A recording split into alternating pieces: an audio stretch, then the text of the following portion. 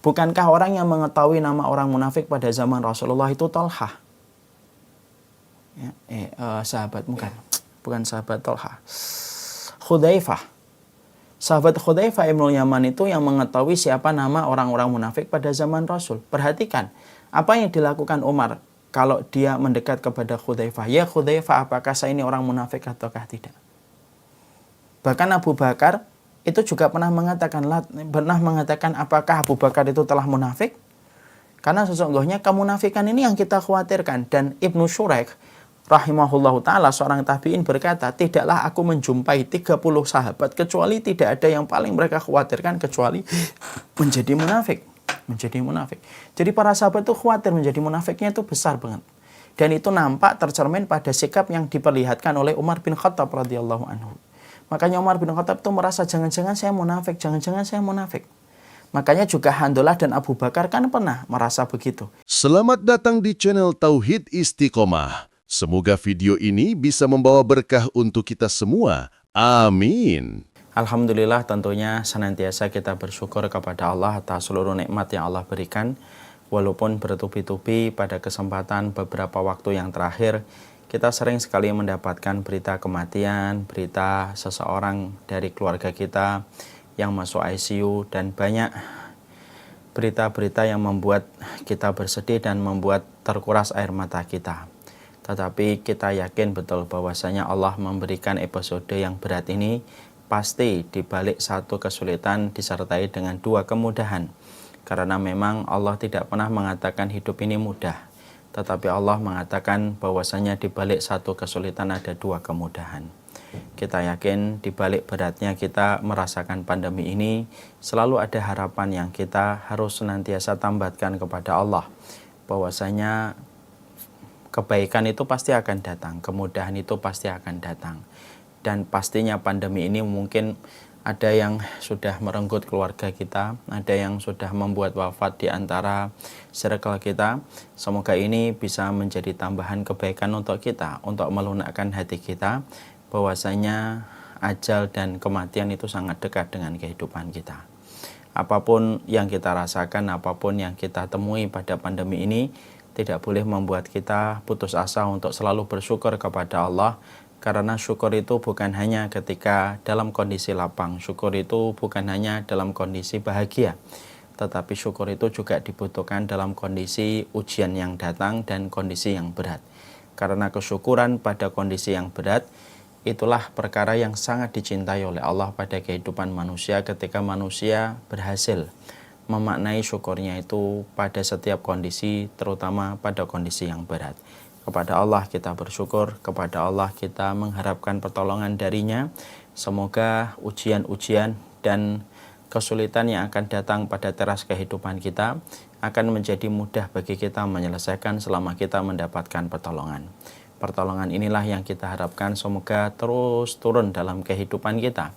Sebagaimana terus turunnya air hujan dalam beberapa hari ini, semoga air hujan yang selalu diturunkan oleh Allah memberikan sebuah arti bahwasanya pertolongan itu pasti akan datang, sebagaimana air hujan itu pertolongan bagi setiap hewan dan setiap makhluk yang ada di muka bumi. Kepada Allah kita bersyukur dan kepada Allah kita mengharapkan pertolongan dalam setiap perkara. Tentunya kita paham bahwasanya kalau kita bicara tentang zat itu bekal. Sesungguhnya bekal itu secara sederhana ada dua. Bekal yang kita miliki dalam perjalanan di dunia. Bekal ketika kita menabung, ketika kita mempersiapkan di hari tua, mempersiapkan apa yang kita butuhkan nanti ketika kita sudah pensiun, itu namanya zat, itu namanya bekal dalam urusan duniawi kita. Ada yang kedua, yaitu adalah bekal dalam urusan akhirat kita. Satu bekal yang sejatinya kita butuhkan pada kehidupan kelak kita di akhirat. Layaknya perjalanan kita ke Surabaya, layaknya perjalanan kita ke Jepang, Belanda, Jerman, kita pasti memerlukan bekal pada destinasi yang kita tuju. Maka sesungguhnya kematian dengan alam barzahnya merupakan destinasi yang juga memerlukan bekal yang harus kita persiapkan. Alangkah naifnya orang yang berangkat ke Jepang ketika dia tidak mempersiapkan bekal. Alangkah naifnya orang yang pergi ke Jerman tidak mempersiapkan bekal. Maka sebagaimana dua kali naifnya orang yang tahu bahwasanya dia menuju kepada destinasi akhirat tetapi dia tidak mempersiapkan bekal. Nah, inilah yang menjadikan kita membahas kitab At-Tadhkirah, kitab yang membahas tentang urusan-urusan dari kematian kita, urusan di alam barzah, urusan bagaimana perjalanan yang berkaitan tentang alam barzah sampai perjalanan kita di akhirat, supaya dengan apa yang kita pelajari kita mampu mempersiapkan bekal apa yang harus kita lakukan supaya sesuai dengan destinasi yang akan kita tuju.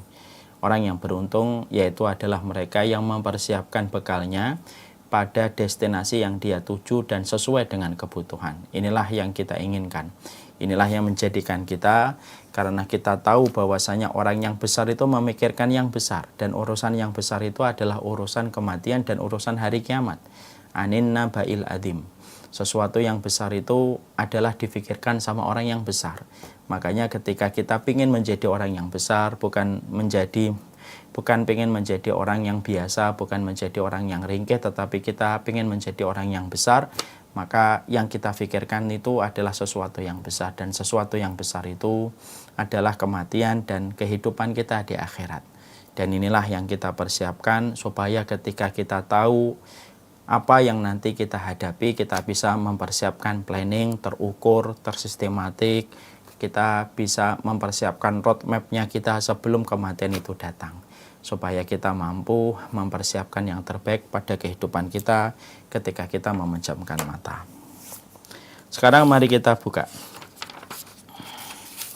Kemarin kita telah membahas tentang bagaimana statusnya binatang yang dapat mendengar siksa kubur, dan kita telah membahas tentang bagaimana mayit yang mendengar perkataan orang yang hidup. Sekarang kita buka pada halaman 293. Pada penjelasan ini kita akan menjelaskan tentang tafsir surat Ibrahim ayat yang ke-27 sebagaimana yang diterangkan oleh Imam Al-Qurtubi. Sebelum kita menyampaikan tentang berbagai macam keterangan yang ada pada surat Ibrahim ayat yang ke-27, kita bacakan dulu ayatnya. Yusabbitullahu alladhina amanu bil qawli tsabit fil hayatid dunya wa fil akhirah. Allah itu meneguhkan perkataan orang yang beriman dengan ucapan yang teguh pada kehidupan di dunia dan di akhirat. Di sini kita menjumpai ada beberapa pelajaran yang Allah sampaikan pada ayat ini. Karena ayat ini merupakan ayat yang selalu hadir pada pembahasan kita. Kalau sudah membahas tentang kematian, selalu hadir surat Ibrahim ayat yang ke-27. Karena pentingnya masalah ayat ini yang selalu hadir pada pembahasan tentang kematian, tentunya ada beberapa poin yang kita harus mengerti, ada beberapa poin yang kita harus pahami dengan benar, supaya betul-betul kita mampu mentadabburi ayat ini dan melahirkan sebuah pencerahan dalam kehidupan iman kita.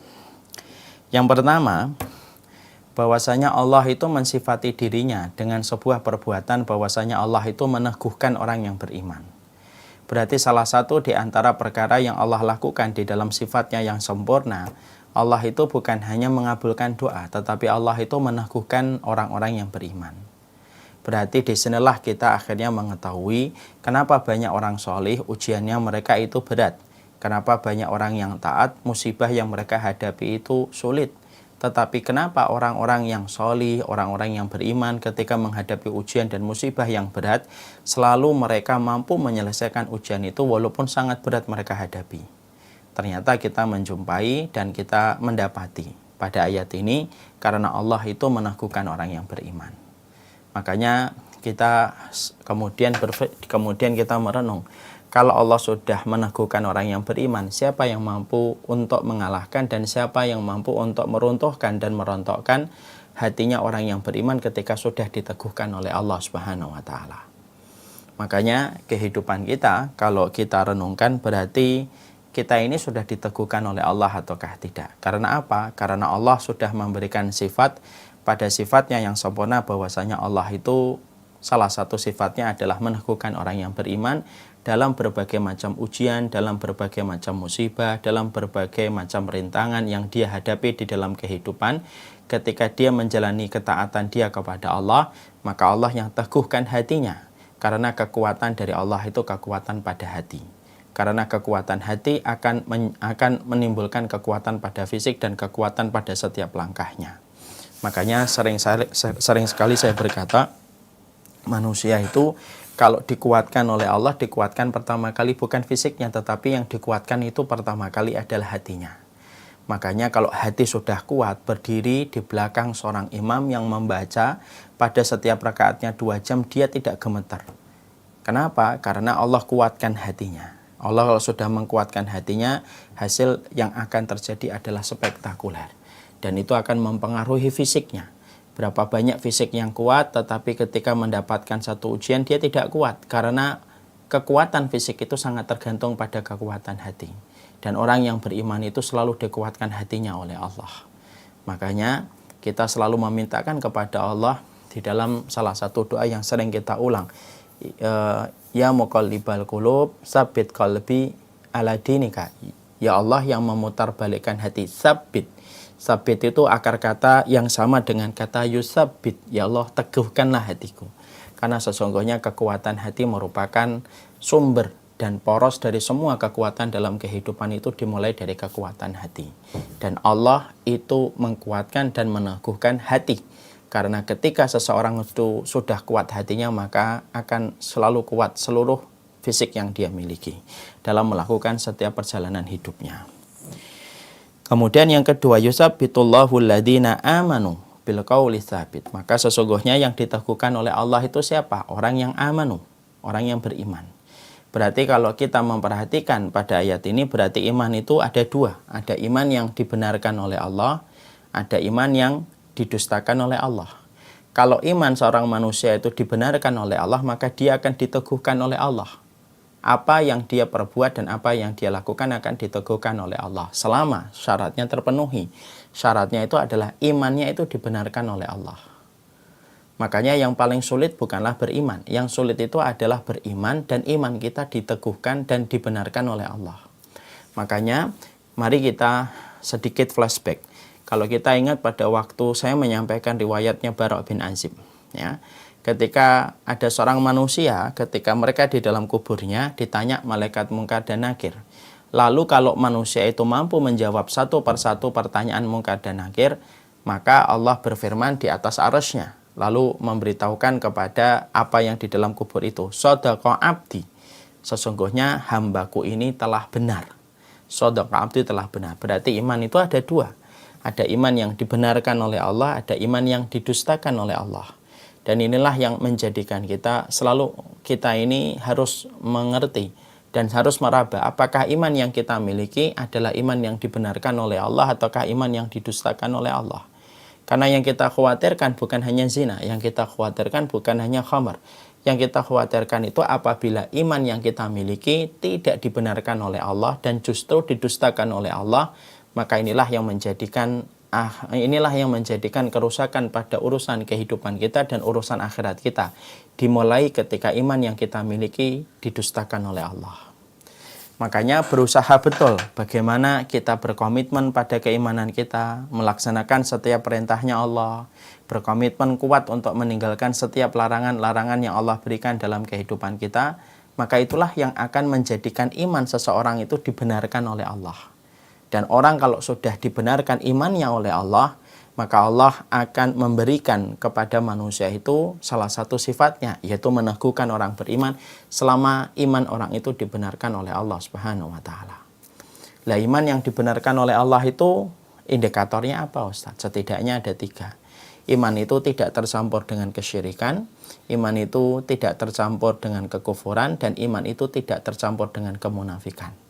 Siapapun yang imannya tidak tercampur dengan 3 ini merupakan sebuah penjelasan dari kriteria iman yang dibenarkan oleh Allah ketika iman ini tidak tercampur dengan 3 perkara ini. Iman lam yalbisu imanahum bidulmin. Iman mereka tidak tercampur dengan dulm. Dulm itu kedzaliman, artinya kesyirikan. Inilah iman yang dibenarkan oleh Allah. Orang yang mengaku beriman belum tentu dia itu imannya dibenarkan kalau dia melakukan syirik. Bukankah banyak orang yang melakukan syirik, mengaku dirinya beriman, tetapi melakukan kesyirikan kepada Allah? Jangan kita kira bahwasanya orang yang melakukan syirik itu adalah orang yang tidak mengenal Allah. Salah. Kadang-kadang kita jumpai orang itu mengenal Allah, tetapi belum tentu menjamin dia itu memurnikan ibadahnya kepada Allah ketika dia jatuh dalam kesyirikan. Mari kita lihat orang-orang musyrikun pada zaman Rasulullah yang diperangi oleh Allah dan Rasulnya. Kita wakilkan dengan dua nama, Abu Jahal dan Abu Lahab. Abu Jahal dan Abu Lahab ini kenal Allah atau tidak kenal Allah? Kenal Allah. Makanya Allah menyampaikan pada surat Az-Zumar, wala in sa'altahum man khalaqas samawati wal ard la yaqulunallah. Kalau kamu tanya kepada orang-orang musyrikun, wahai Muhammad, siapa yang menciptakan langit dan bumi? La yaqulunallah. Mereka pasti akan menjawab, yang menciptakan langit dan bumi adalah Allah. Kenapa orang-orang musyrik pada zaman Rasulullah, Abu Jahal, Abu Lahab, mereka itu kalau ditanya siapa yang menciptakan langit dan bumi, mereka bisa menjawab itu adalah Allah. Tetapi kenapa mereka dianggap oleh Allah sebagai musyrikun? Sebagaimana pada surat Al-Bayyinah, innal ladzina kafaru wal musyrikina fi nari jahannam. Kenapa mereka dianggap musyrik? Karena mereka ketika mengenal Allah tidak disertai dengan sebuah komitmen kuat bagaimana mereka memurnikan ibadah mereka kepada Allah. Makanya syirik itu harus kita paham. Syirik itu bukanlah nyembah sama batu. Salah. Salah besar itu. Kalau ada yang mengatakan nyembah sama batu, syirik itu salah. Nyembah sama batu itu bukan definisi kesyirikan, tapi contoh kesyirikan. Jadi salah satu contoh kesyirikan itu apa? Nyembah sama batu. Tapi dia bukan makna kesyirikan. Lah syirik itu apa, Ustaz? Syirik itu adalah antaj'ala lillahi niddan wa huwa khalaqaka. Yaitu adalah syirik itu adalah kamu mendatangkan tandingan bagi Allah padahal Allah yang menciptakan kamu. Maka itulah yang disebut dengan syirik. Makanya orang yang menduakan Allah di dalam doa, dia berdoa kepada Allah dan berdoa kepada selain Allah, syirik. Walaupun dia juga berdoa kepada Allah, tetapi dia tidak memurniakan doanya hanya kepada Allah, tapi dia doa kepada selain Allah. Inilah yang disebut dengan kesyirikan ketika mendatangkan selingkuhan pada hatinya, pada keimanannya. Selain dari Allah, dia mengimani bahwasanya ada yang lain yang bisa mendatangkan manfaat dan manfaat selain Allah. Syirik dalam masalah taat, dia taat kepada Allah sama dengan taatnya kepada makhluk, bahkan taatnya kepada makhluk bisa jadi lebih besar daripada taatnya kepada Allah. Syirik dalam taat. Syirik dalam masalah cinta, dia cintanya kepada makhluk lebih besar daripada cintanya dia kepada Allah. Hati-hati nih. Ini termasuk pada syirik mahabbah. Ada yang keempat yaitu syirik dalam niat. Niatnya dalam kehidupan ini bukan untuk Allah, tapi hanya untuk meraih dunia, meraih materi terus-menerus. Maka ini juga disebut dengan syirik di dalam masalah niat. Makanya kalau kita sudah bicara, karena kita ingin mentadaburi tentang surat Ibrahim, karena status keselamatan kita di alam barzah itu tergantung iman kita yang dibenarkan oleh Allah. Dan iman yang dibenarkan oleh Allah itu adalah iman yang ketika iman itu tidak tercampur yang pertama dengan kesyirikan.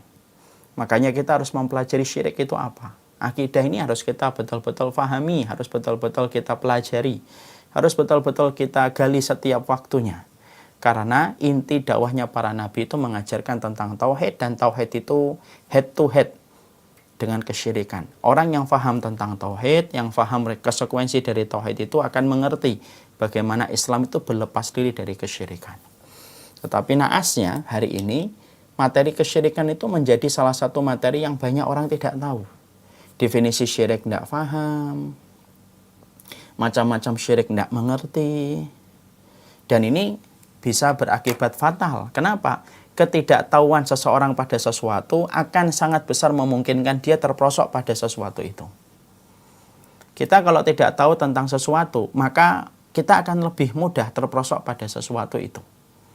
Kalau orang tidak mengerti tentang syirik ketika mereka tidak pernah mempelajari tentang tauhid, dari semenjak kecil dia tidak pernah belajar akidah, dia tidak pernah belajar tauhid, maka sangat besar orang-orang semacam ini akan terperosok kepada kesyirikan.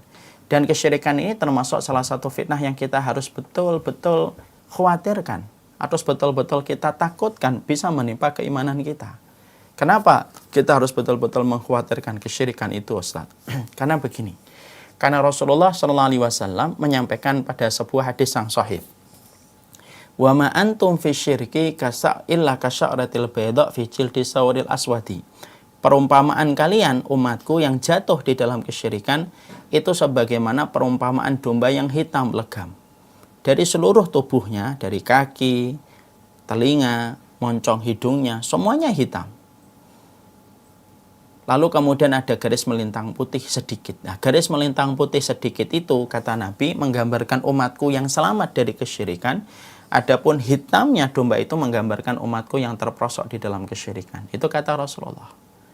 Kalau kita sudah mendengar sabda ini dari Nabi, ketika Nabi sudah memprediksikan bagaimana kondisi umatnya nanti di akhir zaman, ketika banyak yang terperosok kepada kesyirikan, sampai Nabi memberikan perumpamaan dan permisalan yang sangat gamblang.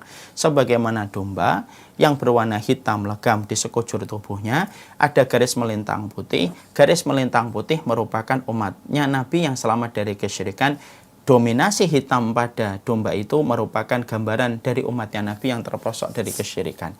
Lalu pertanyaan kita, siapa yang berani untuk menepuk dada dan berkata, saya insya Allah yang tidak termasuk syirik itu, Ustaz. Lah, siapa yang menjamin? Siapa yang menjamin? Makanya memastikan bahwasanya betul-betul kita harus memahami tentang tauhid ini. Karena apa? Karena kita tidak akan mungkin diteguhkan oleh Allah pada kehidupan di dunia, dan kita tidak mungkin diteguhkan oleh Allah pula ketika kita meninggal dunia untuk mampu menjawab pertanyaan mungkar dan nakir ketika bertanya tentang siapa Tuhanmu, siapa Robmu, sampai betul-betul kita memastikan iman yang kita miliki tidak tersengat oleh kesyirikan. Tidak tersengat oleh kesyirikan. Dan orang itu tidak akan mampu menjaga dirinya dari kesyirikan kalau dia tidak tahu syirik itu apa. Nah, ini yang penting untuk kita pahami. Ini penting untuk kita mengerti. Dan kita juga harus paham, Dajjal itu tidaklah datang kecuali membawa slogan kekufuran dan kesyirikan, membawa ajaran kesyirikan dan kekufuran. Makanya Dajjal itu kalau kita perhatikan dalam hadis-hadis yang panjang, Dajjal itu ada tulisan kafaro di keningnya yang bermakna kafaro, yaitu adalah tertutupi atau mengingkari. Berarti agenda besarnya Dajjal itu adalah kekufuran. Dan sebelum munculnya Dajjal besar, Rasulullah sudah mengatakan la taqumus saah, tidak akan pernah terjadi hari kiamat sampai kita menjumpai ada munculnya 30 Dajjal-Dajjal kecil sebelum munculnya Dajjal besar. Berarti Rasulullah itu sudah menyampaikan sebelum munculnya Dajjal besar ada Dajjal-Dajjal kecil yang jumlahnya 30. Yang mana mereka akan mempropagandakan supaya iman itu menjadi sesuatu yang dimusuhi, kesyirikan itu dipuja.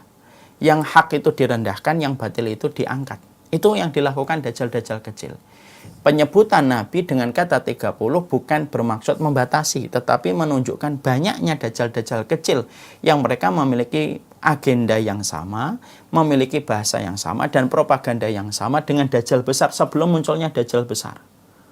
Dan itu sama, mereka memiliki benang merah di antara 30 Dajjal ini yang diceritakan oleh Rasulullah, yaitu adalah menyampaikan dan mempropagandakan tentang kesyirikan dan kekufuran.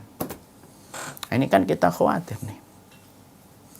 Makanya kalau kita sudah bicara tentang ayat ini, poin yang kedua adalah iman yang dibenarkan oleh Allah itu iman yang dipastikan dia tidak tersengat oleh kesyirikan. Baik syirik dalam doa, baik syirik dalam cinta, baik syirik di dalam taat, baik syirik di dalam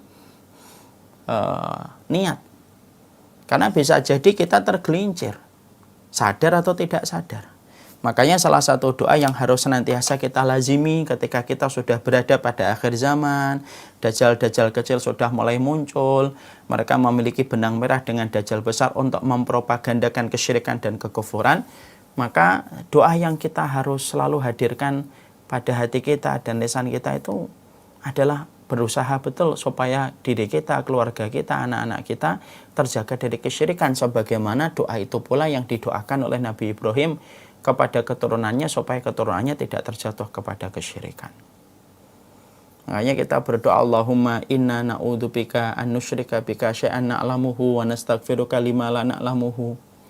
Ya Allah, kami berlindung diri kalau kami berbuat syirik yang tidak kami sadari dan kami memohon ampun, yang kami sadari dan kami memohon ampun dari berbuat syirik yang tidak kami sadari. Karena bisa jadi ada seseorang itu mungkin terjangkiti dengan kesyirikan. Dan itu lebih berbahaya daripada semua penyakit apapun. Kenapa? Karena kesyirikan apabila dibawa sampai pada mati tidak ada tempat kembalinya kecuali kekal di dalam neraka. Kalaulah corona, COVID harus divaksin untuk meningkatkan kekebalan dan imunitas tubuh melawan corona yang tersebar masif di sekitar manusia, maka sesungguhnya sesungguhnya iman pun harus divaksin. Dan vaksinnya keimanan itu adalah bagaimana memastikan bahwasanya iman yang kita miliki tidak tersengat dengan satu, kesyirikan. Barulah iman yang semacam ini akan dibenarkan oleh Allah Subhanahu wa taala. Ya. Makanya Masya Allah, pendidikan anak itu yang paling penting juga pendidikan akidah. Ini pendidikan akidah itu salah satu di antara perkara yang penting banget dalam pendidikan anak-anak kita. Ya. Jadi kesyirikan itu luar biasa. Makanya kan kita lihat kan kesyirikan sekarang itu betul-betul meluas. Bahkan viral. Ada yang menjadi peramal, meramal begini, meramal begitu. Viewernya sampai ribuan, bahkan ratusan ribu viewernya. Belum lagi dukun-dukun yang bertebaran, belum lagi berbagai macam paham-paham yang berseberangan dengan apa yang disampaikan oleh kitabullah dan sunnah, paham-paham yang mengajak kita untuk meninggalkan aturan Allah dan Rasulnya, itu semuanya sama. Bisa berujung kepada sebuah kesyirikan dan kekufuran. Dan ini yang kita khawatirkan, karena menjaga iman itu bukan hanya sekedar sholat. Menjaga iman itu bukan hanya sekedar puasa. Menjaga iman itu bukan hanya sekedar kita melakukan haji dan umrah. Adapun masalah sholat, puasa, haji dan umrah itu merupakan ibadah zahir yang dilakukan anggota tubuh kita. Yang kita lakukan yaitu adalah menjaga keimanan, itu adalah memastikan bahwasanya kita tidak terjangkiti dengan kesyirikan dan tidak tersengat dengan kesyirikan. Baru iman kita dibenarkan oleh Allah. Yang kedua, yaitu tidak terjangkiti dengan kekufuran. Ya, kekufuran hampir sama dengan kesyirikan. Kalau kekufuran itu yaitu pengingkaran terhadap kitabullah, pengingkaran kepada ayat-ayat Allah dan hadis Nabi, itu kekufuran. Yang ketiga, kemunafikan, yaitu memastikan bahwasanya iman kita tidak tersengat dengan kemunafikan. Barulah iman itu akan menjadi benar. Yang kita maksudkan kemunafikan di sini bukan kemunafikan biasa, tetapi kemunafikan yang sifatnya adalah kemunafikan hati. Kemunafikan hati itu lebih parah daripada kemunafikan amal. Kalau kemunafikan amal itu kalau ngomong bohong, kalau berjanji menyelisihi, kalau diberikan amanah mengkhianati. Maka itu merupakan kemunafikan yang tidak mengeluarkan seseorang dari agama Allah. Tapi yang kita maksudkan iman itu kalau dibenarkan oleh Allah, dia harus steril dari kemunafikan. Kemunafikan ini kemunafikan etikodi yang sudah sering saya sampaikan berulang-ulang. Kemunafikan etikodi itu apa? Membenci Rasul, membenci ajaran Rasul, mendustakan apa yang disampaikan Rasul. Lalu senang kalau orang muslimnya kalah, sedih kalau orang muslimnya menang, senang kalau orang kafirnya menang, sedih kalau orang kafirnya itu kalah. Itulah yang disebut dengan kemunafikan i'tiqadi. Yang mana kalau dia menempel pada dinding keimanan seseorang, maka iman itu akan menjadi hilang seketika, mati seketika. Ya, sebagaimana kotoran kucing kalau sudah mendarat di rumput, saking panasnya kotoran kucing itu, maka rumput langsung jadi mati. Ya, rumput itu langsung jadi mati. Maka dinding hati kalau sudah tertempel dengan kemunafikan, maka iman itu langsung mati dia.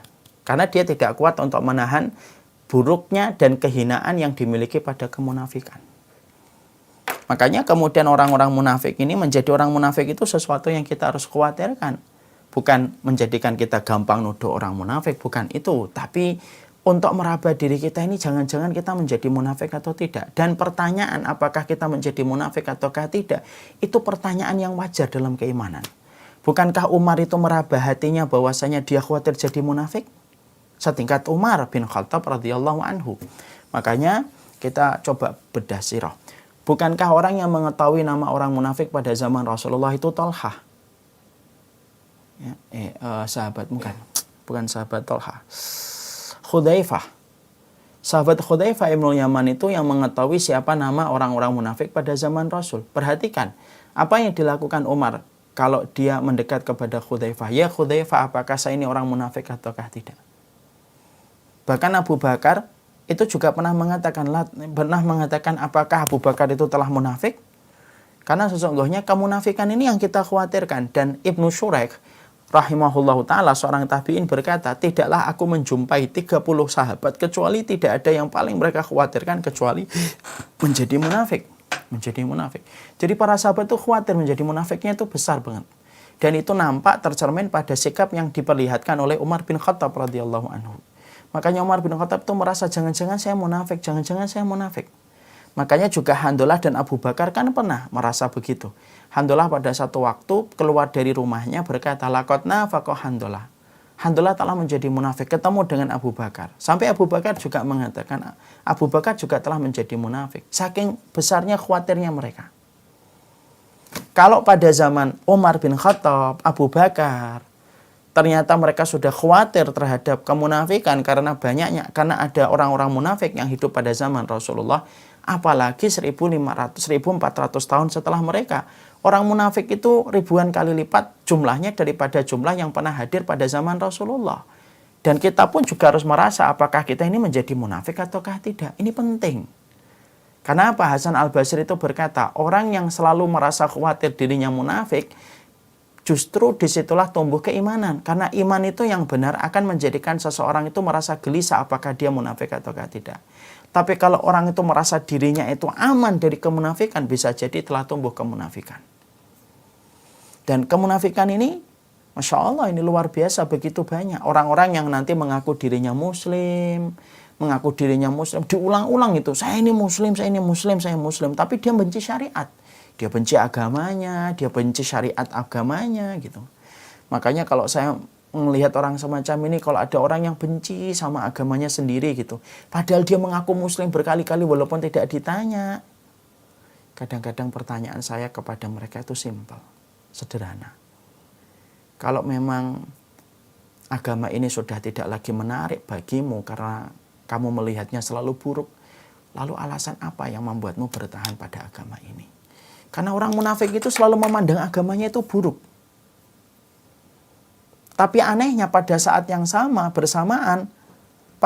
bersamaan dia tidak pernah mau, pada saat yang bersamaan dia mengaku dirinya itu muslim gitu.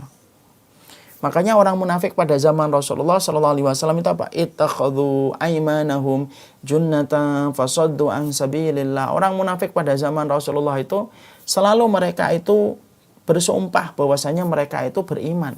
Tetapi iman yang mereka dustakan ketika mereka bersumpah untuk menyesatkan orang dari jalan Allah yang lurus. Nah, munafik ini tentunya ada dua. Ada munafik du'atun, ada munafik muqallidun. Ada munafik yang sifatnya itu penyeru, dia ting-tengnya, dia betul-betul yang menggelorakan kemunafikan itu namanya pemimpin-pemimpin munafik. Namanya du'atun, diambil dari kata da'i. Lalu kemudian pluralnya du'atun. Dia menyeru, dia mempropagandakan, dialah yang membuat segala macam pemberitaan tentang kemunafikan. Ini namanya du'atun. Ada yang muqallidun, ada yang ikut-ikutan. Menjadi munafik ikut-ikutan karena tidak paham, karena bodoh, tidak lahir dari keluarga yang memahamkan dia tentang keimanan, tidak lahir dari orang tua yang memahamkan dia tentang kemunafikan itu apa. Akhirnya dia terpengaruh dengan berbagai macam narasi indah yang selalu dibuat sama orang munafik. Akhirnya dia menjadi ikut-ikutan munafik. Namanya muqallidun. Ya entah du'atun atau muqallidun. Ini kalau sudah nempel pada dinding keimanan, maka dinding keimanan ini menjadi hilang dan akhirnya iman tidak bisa dibenarkan oleh Allah. Iman itu sudah tidak lagi dibenarkan oleh Allah. Makanya inilah yang menjadikan kita akhirnya mengerti. Berarti kalau kita membahas ini, yusabbitullahu alladhina amanu, Allah itu meneguhkan. Karena Allah itu salah satu sifatnya meneguhkan hatinya orang yang beriman. Orang beriman siapa yang diteguhkan oleh Allah? Orang yang beriman yang mampu memastikan keimanannya tidak tersengat dengan kesyirikan, tidak tersengat dengan kekufuran, dan tidak tersengat dengan kemunafikan. Apa yang Allah lakukan?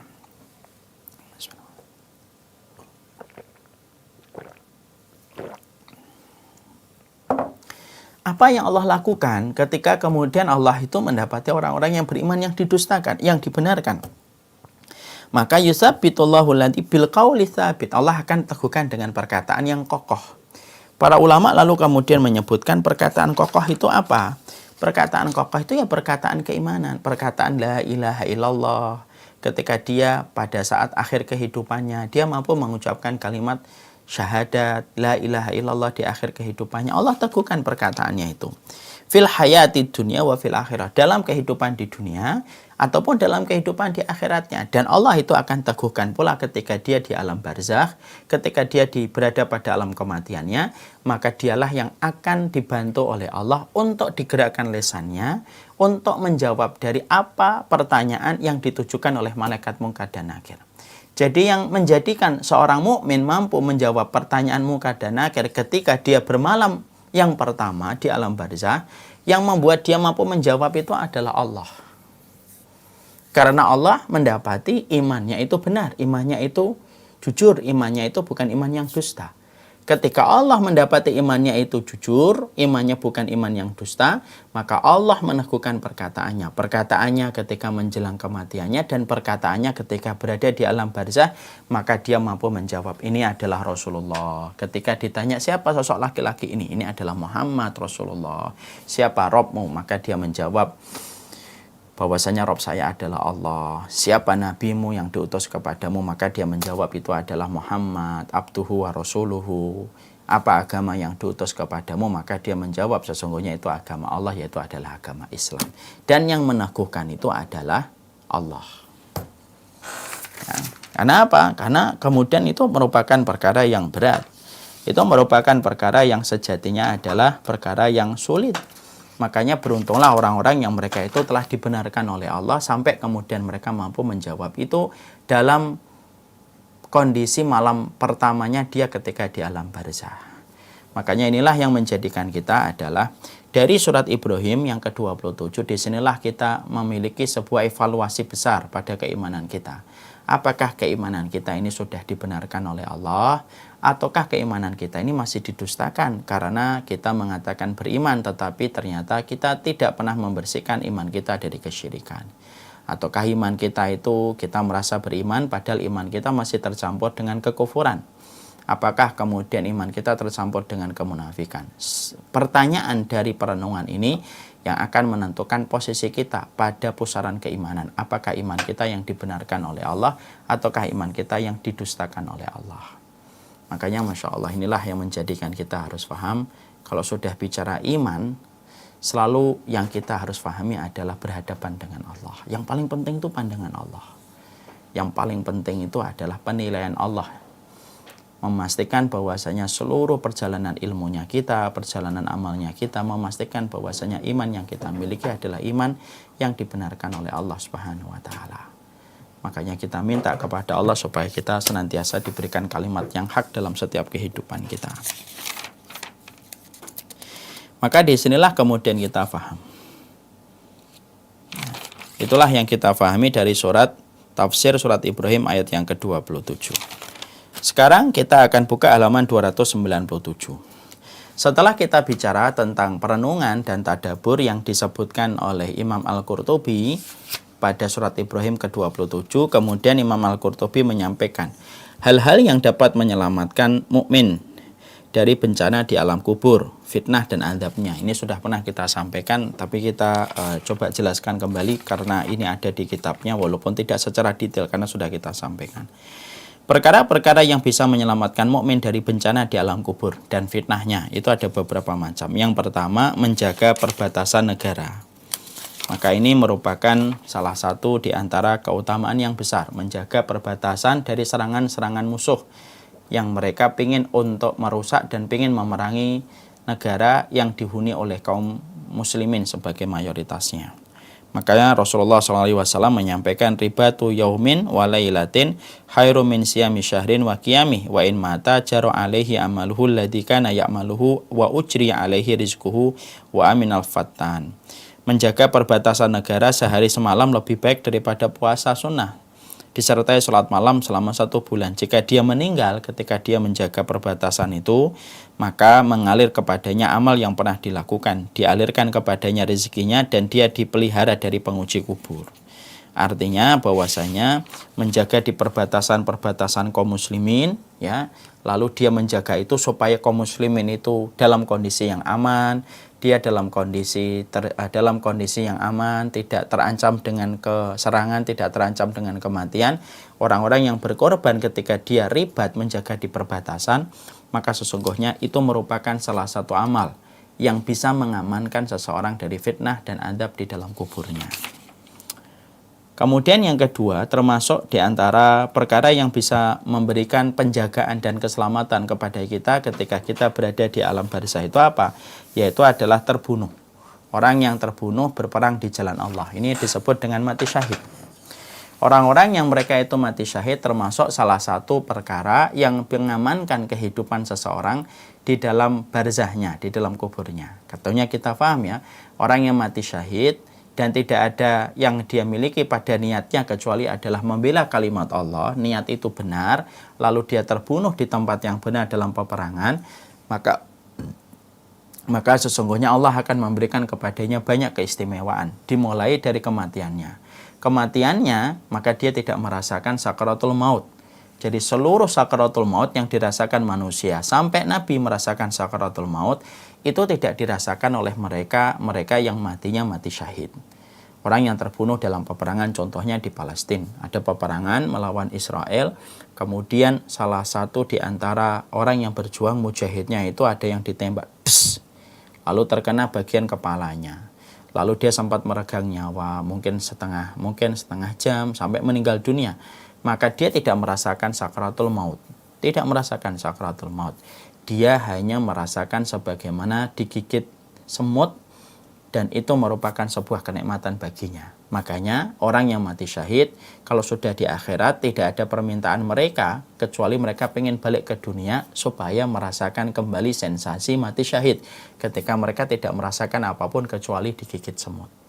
Nah, contohnya gampang, kayak kita di wahana hiburan, lalu ada permainan yang kita sukai. Pastinya setelah kita selesai, kita ngantri lagi untuk main itu lagi. Ngantri lagi sampai bosan baru kita selesai. Nah, itulah gambarannya mereka yang mati syahid. Makanya dalam salah satu riwayat disebutkan ya, di dalam satu hadis yang sahih, lisyahid, dalam satu hadis yang sahih qarib, lisyahid indallahi sittu khisalin yughfar lahu fi awali daf'ati wa yara maq'adahu minal jannah wa yujaru min adzabil qabr. Orang yang mati syahid di sisi Allah akan mendapatkan 6 keutamaan sekaligus. Yang pertama, yughfar lahu fi awali dafatin, maka dia itu akan diampuni dosanya. Pertama kali, semenjak kemudian keluarnya darah, diampuni dosa-dosanya. Wa yara maq'adahu minal jannah, kemudian dia mampu melihat tempat duduknya di surga. Jadi nanti ketika meninggal dunia, ketika di alam barzah, dia mampu melihat tempat duduknya di surga. Itu nanti, itu tempat saya nanti. Itu tempat saya nanti. Ya. Wa yujaru min adzabil qabr, diamankan dia dari adab kubur, wa ya'manu minal fazil akbar, dan kemudian dia itu diamankan dari keterkejutan besar, yaitu hari kiamat tuh dia nanti enggak ketakutan. Jadi sudah dia itu akan diampuni semenjak dia meninggal dunia, semenjak tetesan darahnya. Makanya orang yang mati syahid, bajunya tidak dicuci. Dia akan dimakamkan bersama dengan baju yang dipakai berperang dan tidak digantikan dengan kain kafan, dan dia tidak dimandikan. Kenapa?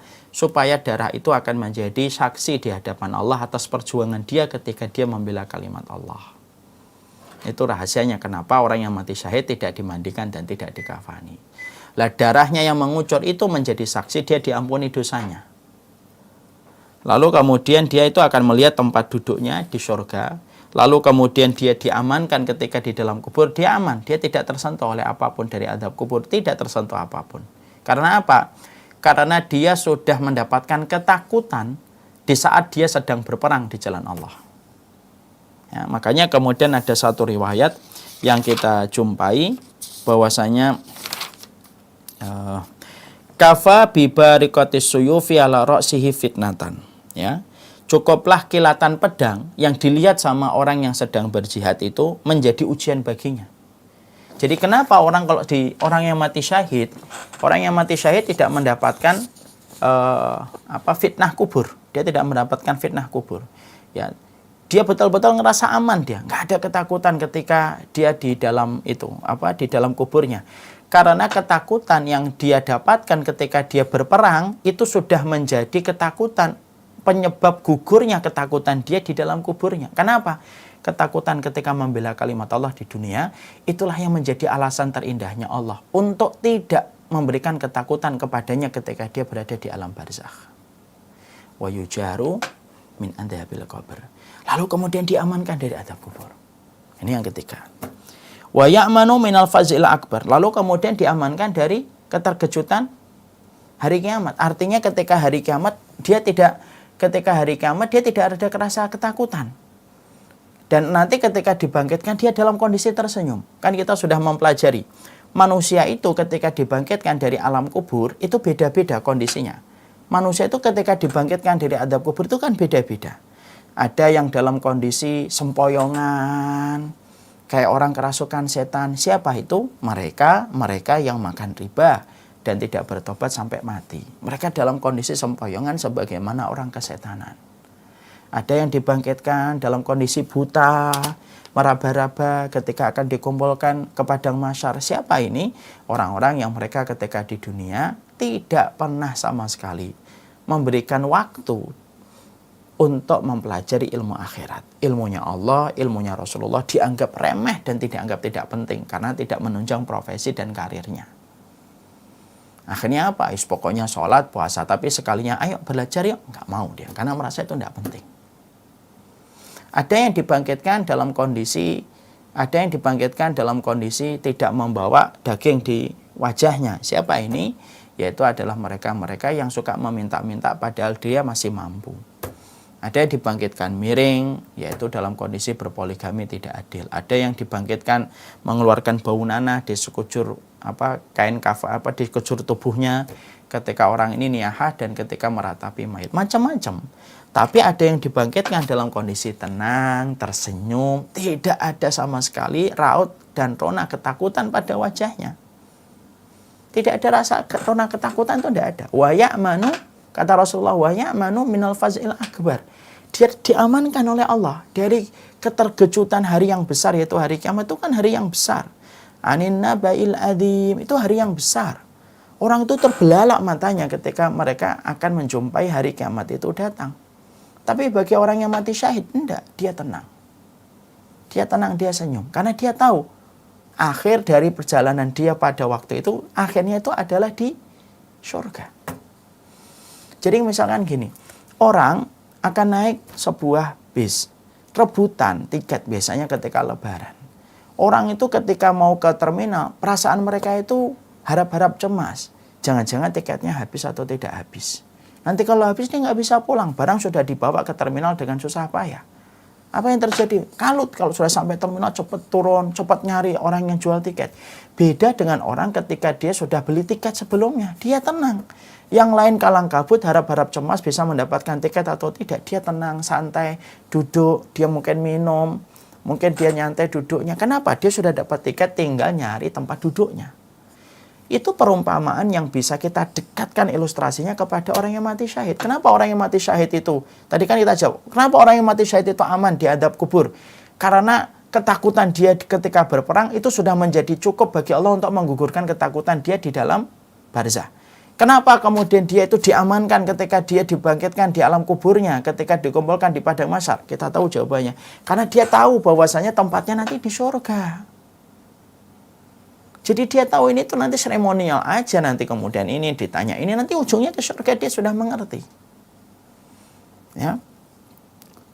Wa yudau ala ra'sihi tajul waqar, maka akan diletakkan kepadanya sebuah mahkota yang lebih baik daripada dunia dan seisinya, akan dinikahkan dengan 72 bidadari dan dia mampu memberikan syafaat kepada 70 dari keluarganya. Masya Allah. Berarti kemudian orang-orang yang mati syahid itu mereka diamankan dari azab kubur. Itu berdasarkan dari apa yang mereka lakukan ketika mereka telah melewati ketakutan ketika mereka berperang. Itulah yang menjadi sebab Allah amankan mereka di dalam azab kubur. Dan yang menarik pada riwayat ini, dalam riwayat Tirmidzi ini apa? Wa yushaffi'u fi sab'ina min aqaribihi. Rasulullah mengatakan dia mampu memberikan syafaat kepada 70 dari keluarganya. Jadi 70 keluarganya akan mendapatkan syafaat dari orang yang mati syahid. Makanya kalau kita pernah menjumpai, masih ingat ibu-ibu dan bapak beberapa hari yang lalu, beberapa waktu yang lalu, ada seorang perawat yang ada di garda terdepan ketika melawan Yahudi Israel, kemudian tertembak oleh sniper. Kalau beliau betul-betul meninggal dunia, disebabkan niatnya betul-betul saat itu berjuang untuk membela kaum muslimin yang sedang melawan Yahudi Bani Israel, lalu dia terbunuh, maka dia bisa memberikan syafaat kepada siapa? Kepada bapaknya, ibunya, adiknya, kakaknya. Dan itu perkara besar. Sudah saya sampaikan, syafaat itu perkara besar. Syafaat itu artinya adalah genap. Lawan dari witir yang artinya ganjil. Kalau boleh kita bahasakan lebih mudah, berarti menggenapkan sesuatu supaya akhirnya memantaskan dia untuk mendapatkan sesuatu. Syafaat itu Masya Allah. Ibarat kita itu mau pergi ke Bandung, uang kita tinggal 100.000, tetapi di Bandung kita ketemu teman yang menjamu kita, memberikan tempat untuk kita, kemudian menyewa dan meminjamkan rumahnya untuk kita, meminjamkan mobilnya untuk kita pakai selama kita di Bandung. Uang 100.000 itu akhirnya cukup untuk di Bandung selama 1 bulan. Kenapa? Karena kita mendapatkan fasilitas rumah dan mobil dari teman kita. Itulah perumpamaan syafaat. Makanya Masya Allah, orang yang beruntung itu salah satunya adalah orang yang mendapatkan syafaat dari orang-orang yang mati syahid. Makanya kedudukannya yang besar. Makanya sampai kemudian kita akhirnya mendapati apa? Masih ingat pada pekan yang lalu kita membahas, makanya inilah yang menjadikan kita harus senantiasa, ini yang memastikan kita harus betul-betul meminta supaya kita termasuk orang yang mati syahid. Berdoa mati syahid itu termasuk keutamaan dari umatnya Rasulullah. Maka mintalah mati syahid. Terus dengan jujur kepada Allah, mintalah ya Allah mati syahid ya Allah. Karena Rasulullah SAW sudah menyampaikan berita kepada kita dalam sabdanya, man talaba syahadah bisidikin, man talaba syahadah bisidikin, balaghahullahu manazila syuhada wa in mata ala firashihi. Barang siapa yang meminta mati syahid dengan jujur, terus dia, jujur itu terus-terusan. Bisidikin itu artinya jujur. Artinya jujur itu dia tulus, dia betul-betul minta mati syahid. Dia tulus dan terus-terus menerus dia meminta. Balaghahullahu manazila syuhada. Allah akan memberikan kepadanya kematian mati syahid. Statusnya mati syahid. Walaupun dia meninggalnya di atas tempat tidur. Dia tetap mati syahid. Karena ada orang yang meninggal di atas tempat tidur tapi statusnya mati syahid. Karena apa? Karena kecintaannya kepada mati syahid. Contoh, Khalid bin Walid meninggalnya di atas tempat tidur, bukan di peperangan. Padahal maaf, sekujur tubuhnya itu terluka dengan berbagai macam sabetan, pedang, tombak, panah yang hampir mengenai seluruh permukaan tubuhnya. Tidak ada yang tersisa kecuali di situ ada luka dari senjata. Apakah kita mengatakan bahwasanya Khalid bin Walid tidak mati syahid? Khalid bin Walid insya Allah mati syahid. Kecintaannya beliau kepada mati syahid itulah yang insya Allah menjadikan dia mati syahid. Kenapa? Kecintaan kepada mati syahid itu yang akan mendapatkan keutamaan mati syahid itu. Walaupun meninggalnya di atas tempat tidur. Mungkin ada yang bertanya, Ustadz kenapa ya Khalid bin Walid tidak mati syahid di tempat peperangan? Penjelasannya disampaikan oleh seorang sahabat. Karena Khalid bin Walid itu bergelar dengan Saifullah, pedangnya Allah, Al-Maslul yang terhunus.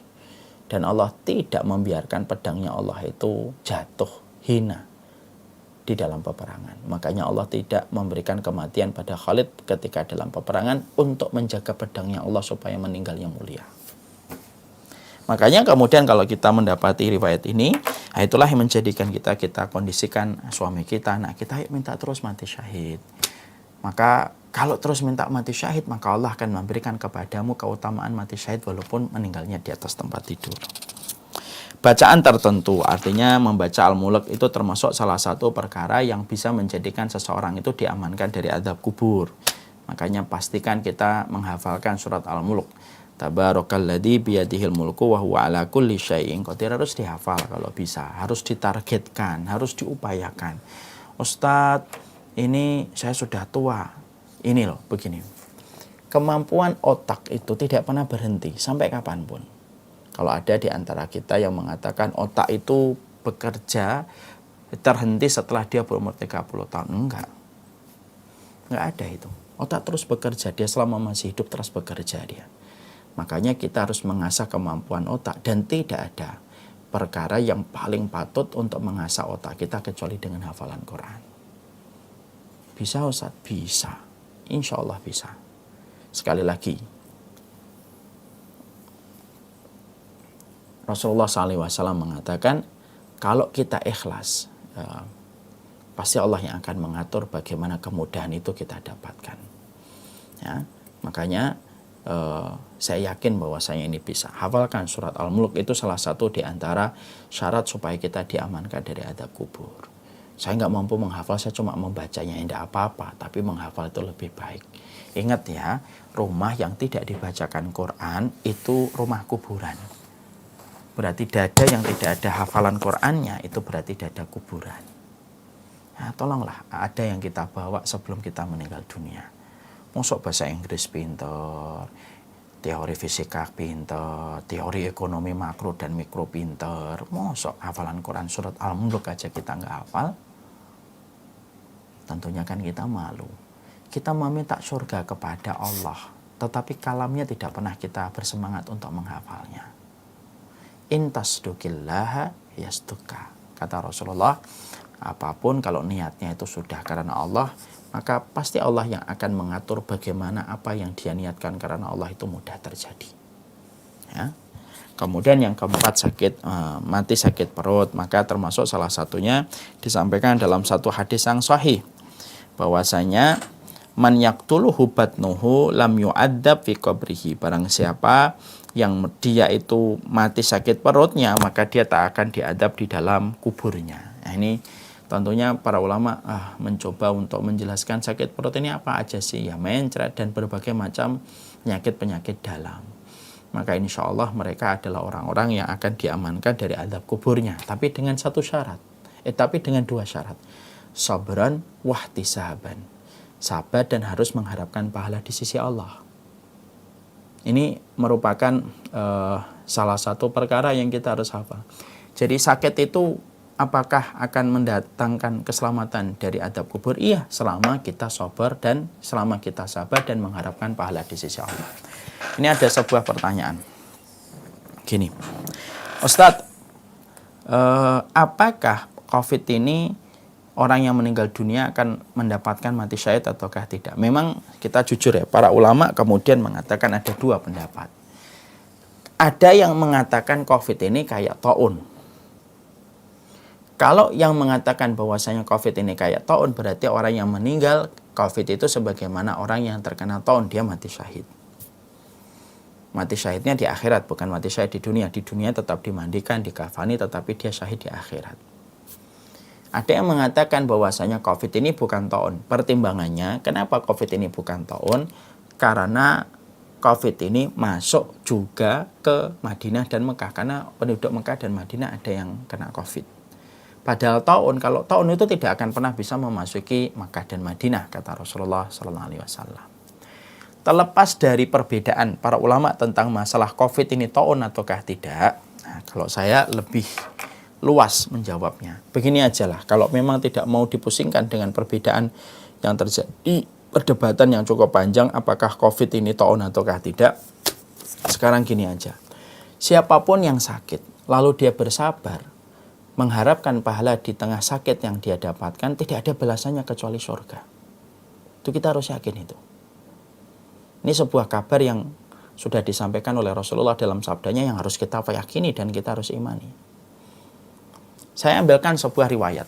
Ada seorang wanita yang dia terkena penyakit ayan, mendatangi Rasulullah SAW. Lalu dia berkata, ya Rasulullah, saya ini terkena penyakit ayan. Dan saya meminta supaya saya disembuhkan ya Rasulullah. Nabi kemudian berkata, kamu pengen saya doakan sembuh? Atau kemudian saya doakan sembuh, atau kamu itu bersabar lalu kamu mendapatkan surga?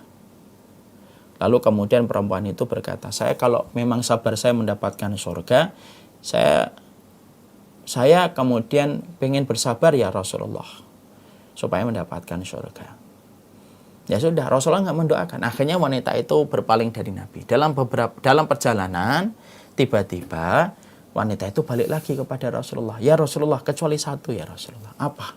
Ketika ayan saya sering kambuh, sering sekali aurat saya tersingkap tanpa sengaja. Tolong doakan saya supaya ketika ayanku kambuh, Allah itu menutup auratku. Nabi berdoa, mendoakan kepadanya. Wanita ini kemudian langsung pergi. Dan tidaklah wanita ini kecuali sering kambuh ayannya. Dan semenjak didoakan Nabi, tidak pernah sama sekali auratnya tersingkap. Walaupun ayannya kambuh dengan luar biasa. Dan wanita ini disifati oleh Nabi dengan wanita penduduk surga. Padahal penyakitnya ayan, epilepsi. Apa yang kita ambil di situ? Sebenarnya semua sakit, entah itu corona atau COVID itu taun atau tidak taun, siapapun yang terkena penyakit, lalu dia bersabar, lalu dia mengharapkan pahala di sisi Allah, maka sesungguhnya dia itu akan diberikan oleh Allah dengan surga selama dia mampu memiliki dua perkara, sabran wahtisaban. Dia sabar dan dia mengharapkan pahala di sisi Allah. Itu yang kita harus pegang. Ya, adapun apakah dia taun atau tidak taun, biarkan para ulama membahasnya itu. Nah, itu yang kita harus pahami. Jadi, pastikan bahwasanya kalau ada di antara keluarga kita sedang sakit, pastikan dua ini harus terjaga. Sabar, ihtisab, sabar, ihtisab, sabar, ihtisab. Ihtisab itu apa? Mengharapkan pahala di balik sakit yang dia derita. Kemudian yang kelima, mati di malam hari. Ini termasuk salah satu perkara yang mengamankan kita dari azab kubur. Tentunya ini memerlukan keterangan lebih lanjut ya, selama dia beriman, selama dia taat. Karena banyak orang kafir juga yang mati pada hari Jumat. Kemudian orang yang mati syahid dan orang yang sidik, maka ini termasuk orang-orang yang mereka diberikan oleh Allah kematian dalam kematian yang akan diamankan dari azab kubur. Sekarang kita buka halaman 308. Tempat duduk mayit diperlihatkan kepadanya pagi dan sore. Maksudnya apa ini? Jadi mayit itu akan diperlihatkan kepadanya tempat duduknya di pagi dan sore. Apa itu maksudnya? Insya Allah kita akan lanjutkan pada pertemuan kita selanjutnya. Wassalamualaikum. Ini yang dapat kita sampaikan. Berarti kita sampai kepada pembahasan tentang mayit diperlihatkan tempat duduknya pagi dan sore dalam pembahasan kita berikutnya. Wassalamualaikum. Saya serahkan kembali ke Pak Dewo.